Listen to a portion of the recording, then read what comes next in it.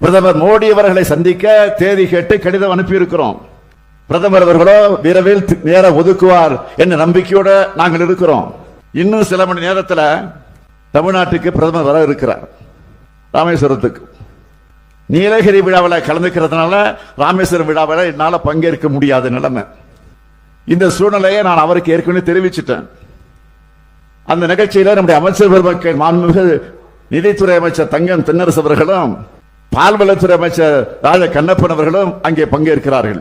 இந்த கூட்டத்தின் மூலமாக, இந்த நிகழ்ச்சியின் மூலமாக, உங்கள் மூலமாக தமிழ்நாட்டுக்கு வரக்கூடிய மாண்புமிகு பிரதமர் மோடி அவர்களை நான் கேட்க விரும்புவது, தமிழ்நாட்டு மக்களுக்கு ஏற்பட்டுள்ள நியாயமான அச்சத்தை நீங்க போக்கணும்.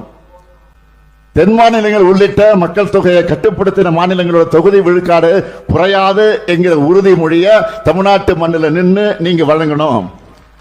அதுக்கான அரசியலமைப்பு சட்ட திருத்தத்தை நாடாளுமன்றத்திலையும் நிறைவேற்றணும்.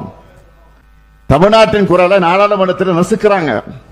இந்தி திணிப்பு, நிதி ஒதுக்கீடு, வெப்பாரிய திருத்த சட்டத்தை எப்படி நள்ளிரவு 2 மணிக்கு ஒன்றிய வழக்கு அரசு அனைத்து எதிர்கட்சிகளுடைய கடும் எதிர்ப்பையும் மீறி நிறைவேற்றுறாங்கன்னு பார்த்திருப்பீங்க. தொடக்க முதல தமிழ்நாடு அரசும் திமுகவும் அதை கடுமையாக எதிர்த்தோம். நாடாளுமன்ற கூட்டுக்குழு இடம்பெற்றிருந்த நம்முடைய ராசா அவர்களும் அப்துல்லா போன்றவர்கள் அந்த பரிந்துரைகள் எல்லாம் படிச்சு பார்த்துட்டு எதிர்ப்பு தெரிவிச்சிருக்கிறாங்க. ஆனா எதையும் காதல வாங்காம வக்ஃப் திருத்த சட்டம் ஜனநாயகத்துக்கு விரோதமான முறையில் நிறைவேற்றப்பட்டிருக்கு. அப்பவும் எல்லா எதிர்கட்சிகளும் விவாதத்தில் கலந்துக்கிட்டு ஆவேசமா அறிவுபூர்வமா விளக்கமாக தன்னுடைய நிலைப்பாட்டை முன் வச்சாங்க. மக்களவையில் நம்முடைய அருமை சகோதரர் ராசா அரை மணி நேரத்திற்கு மேல நெருப்பு பறக்க பேசுறது தலைப்பு செய்தியாச்சு. மாநிலங்களவையில் நம்முடைய திருச்சி சிவா அவர்கள் 20 நிமிடத்திற்கு மேல பேசி உணர்ச்சிபூர்வமாக அங்கே முழங்கி இருக்கிறார். இது ஒரு புறம். இன்னொரு பக்கம் அதிமுக மாநிலங்களவை உறுப்பினர் தம்பிதுரை எவ்வளவு நேரம் பேசினார் தெரியுமா? ஒரே 1 நிமிஷம் தான்.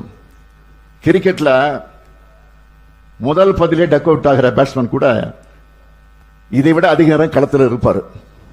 அப்படி பேசின 1 நிமிஷத்திலையும் அதிமுக இது எதிர்க்கதா ஆதரிக்கதான்னு சொல்லவே இல்லை. ஆனா நாங்க இந்த மசோதாவை நிறைவேற்றப்பட்ட அன்று காலையிலேயே நம்முடைய சட்டமன்றத்திற்கு கருப்பு பட்டை அணிஞ்சுக்கிட்டு வந்து எதிர்ப்பை பதிவு பண்ணோம். அது மட்டும் இல்ல, திமுக சார்பில் உச்ச நீதிமன்றத்தில் வக்ஃப் திருத்த சட்டத்தை எதிர்த்து வழக்கு தொடருவோம்னு சட்டமன்றத்தில் அறிவிச்சிருக்கிறேன். நாளை நம்ம துணை பொதுச் செயலாளர் ராசா பேர்ல வழக்கு தொடுக்கப்படும்.